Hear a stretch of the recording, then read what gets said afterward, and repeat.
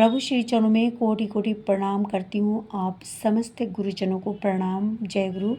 आज प्रभु की कुछ बातों को आप सभी तक पहुँचाने जा रही हूँ। उन्होंने बताई थी कि मन के 4 दरवाजे होते हैं और जिनमें से नंबर 1 है मौन रहना, अर्थात कम बातें करना। ज़्यादा हम यदि ग्रहण करें तो इससे हमारी जो पावर होती है, बोलने की शक्ति और कई सारी और भी जो अच्छी अच्छी बातें होती हैं वो हम में आ जाती हैं। इसके विपरीत यदि हम ज़्यादा बोलें, ध्यान बातचीत करें तो उससे हमारे अंदर की शक्ति समाप्त होने लगती है और इसीलिए हमें मौन ज़्यादा रहना है, इस पे ध्यान देना है। नंबर 2 है कम आहार। कम आहार हमें लेना चाहिए।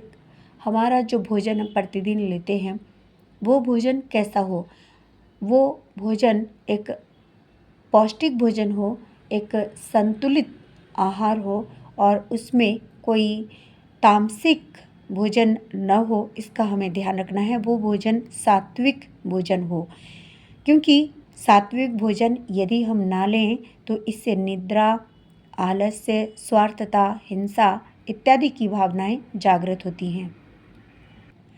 रोज़ सुबह शाम की प्रार्थना करना। ठाकुर जी की ये तीसरी जो बात है ये है कि हम रोज़ सुबह शाम की प्रार्थना करें। किसी भी सूरत में, किसी भी हालात में अगर हमें कोई भी प्रॉब्लम हुई है, तबीयत ख़राब है, तो हम अपने अपने बेडरूम में बैठ के भी वहाँ पे विशेष परिस्थिति में ही हम ऐसा करें, वरना प्रभु के सामने मंदिर में बैठ के ही पूरी शुद्धता के सहित हम प्रार्थना करें। मगर कभी कभी ऐसा होता है किसी को फीवर इत्यादि आ गया है, सर्दी जुकाम आ गया है, वो रजाई ओढ़े बिना प्रार्थना नहीं कर पा रहे हैं, तो वो अपने बेडरूम में बैठ के या इस तरह से रजाई को ओढ़ के बैठ के, तो कंबल को ओढ़ के बैठ के तो वो लोग प्रार्थना कर सकते हैं। तो इससे जो है वहाँ पे भी भगवान समझेंगे कि उसकी जो मनोदशा है, उसकी जो शारीरिक स्थिति है, उसके अनुसार वो कर रहा है, तो प्रभु हमें क्षमा कर लेते हैं और प्रभु हमें शक्ति भी प्रदान कर देते हैं। दरअसल हमारे मन का जो इंटेंशन है वो सही होना चाहिए, गलत नहीं होना चाहिए। किंतु प्रतिदिन कोशिश ये सभी को करनी चाहिए कि शुद्धता के सहित प्रभु श्री चरणों में बस एकदम पूरे समर्पण के सहित प्रभु की जो मूर्ति होती है, फ़ोटो होती है, उनके सामने बैठ के ही प्रार्थना करनी चाहिए। ये एक नीति नियम है, विधान है और टाइमली प्रार्थना होनी चाहिए। इसका हम सभी को विशेष ध्यान रखना है। ठाकुर जी की पुण्यपुति ग्रंथ में एक बात और भी है कि हम सभी को प्रतिदिन 3 घंटे ध्यान करना है। 3 घंटे ध्यान जो कर सकता है वो 3 से 4 वर्ष या 5 वर्ष के अंदर उसको पूर्णत्व अर्थात सिद्धि प्राप्त हो जाती है। अगर वो ध्यान कर सके तो तब ये जो ध्यान है 3 घंटे इस व्यस्तता भरी ज़िंदगी में निकालना बहुत ज़्यादा मुश्किल है, परंतु मैं ये कहना चाहूँगी कि ये मुश्किल ज़रूर है, परंतु ये असंभव नहीं है, क्योंकि मैंने इसको ट्राई किया है कई बार। किंतु ये नहीं कह सकती कि मैं रोज़ ऐसा कर सकती हूँ, मैं रोज़ ऐसा नहीं कर सकती हूँ।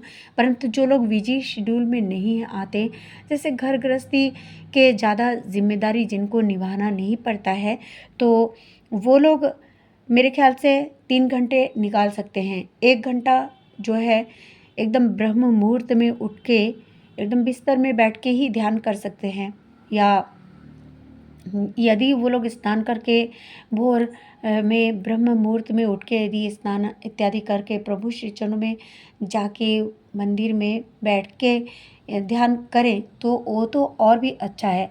मगर जो लोग नहीं कर सकते उनके लिए ऐसा भी ठीक है, परंतु ध्यान करना ज़रूरी है। और दूसरा, जैसे दोपहर में खाना वाना खाने के बाद जैसा तुरंत कोई बैठते हैं, अपने बेडरूम में बैठते हैं या बाहर कहीं भी बैठ के भी ध्यान कर सकते हैं। और जो रात में सोते समय हम 1 घंटा और ध्यान कर सकते हैं। जैसे खाना खाने के तुरंत बाद तो कोई नहीं सोते हैं, तो वो एक टाइम मेरे ख्याल से हो सकता है कि वहाँ हम अपने लिए, प्रभु के लिए समय निकाल सकते हैं। तो ये एक समय है। ये देखिए 3 समय ये हम कर सकते हैं। क्योंकि मैं भी एक हाउसवाइफ़ हूँ और मुझे भी अपने परिवार का ध्यान रखना पड़ता है, अपने परिवार का ध्यान रखना पड़ता है। तो इसमें कई सारी प्रॉब्लम्स भी होती है, कभी-कभी घर में लोग आ जाते हैं। तो मैंने देखा है कि यदि ये टाइम निकाला जाए, जैसे सुबह, एकदम सुबह अर्ली इन द मॉर्निंग, उसमें कोई नहीं आते घर में, एकदम सुबह-सुबह उसमें हम प्रभु जी के लिए समय निकाल सकते हैं। और सोने के समय 1 घंटा वो, और अगर दोपहर में खाने के बाद समय मिला तो वो 1 घंटा और यदि ये समय नहीं मिलता है तो पूरा दिन हम नाम जप करते रहें तो भी बहुत बड़ा पुण्य फल हमें मिलता है, हमें पूर्णत्व की प्राप्ति हो जाती है। यदि हमारा इंटेंशन सही है, हमारा प्रभु श्री चरणों में ध्यान है, ज्ञान है और सही नीति विधि रीति से हम चल रहे हैं, प्रभु के अकॉर्डिंग चल रहे हैं, तो हमें अपने गंतव्य में पहुंचने से कोई रोक नहीं सकता। सत्कर्मों को करते करते हमारे अंदर की जो एक निम्न दशा होती है उसको ईश्वर समाप्त कर देते हैं और हमें जागृति की ओर, उन्नति की ओर और बहुत दूर ऊपर की ओर प्रभु हमारी आत्मा को पहुंचा देते हैं। आप सभी का ढेर सारा आशीर्वाद मुझे मिलता है। प्रभु श्री चरणों में प्रार्थना करती हूँ कि आप सभी भी अपने अपने जीवन में सुखी रहें, स्वस्थ रहें, उन्नत रहें, आनंदित रहें और प्रभु की इन बातों को अपने जीवन में धर के यदि हम सभी मिल के चलें तो हमारे जीवन में उन्नति को आने से कोई रोक नहीं सकता। यदि आप में से कोई मेरे इस चैनल में नए हैं तो कृपया मेरे इस चैनल को सब्सक्राइब करके मुझे आशीर्वाद दे दें और जय गुरु लिख के मुझे आशीर्वाद दें ताकि मेरा मनोबल बढ़ सके। प्रभु की जो बातों को मैं कहती हूँ कोई अपने जीवन में भी पाल सके, इसीलिए ये आशीर्वाद मैं आप सभी से मांगती हूँ। प्रभु श्री चरणों में ढेर सारी मंगल कामनाएँ, शुभकामनाएँ आप सभी के लिए करती हूँ। प्रभु आप सभी को अपने अपने जीवन में सुखी रखें, स्वस्थ रखें, आप सभी खुशहाल रहें अपने अपने जीवन में चतुर्दिक से आपके जीवन को खुशहाली ईश्वर प्रदान करते रहें। इन्हीं शुभ मंगल प्रार्थनाओं सहित आज यहीं आप सभी से विदा लेती हूँ। आप सभी को कोटि कोटि प्रणाम। जय गुरु, वंदे पुरुषोत्तमम।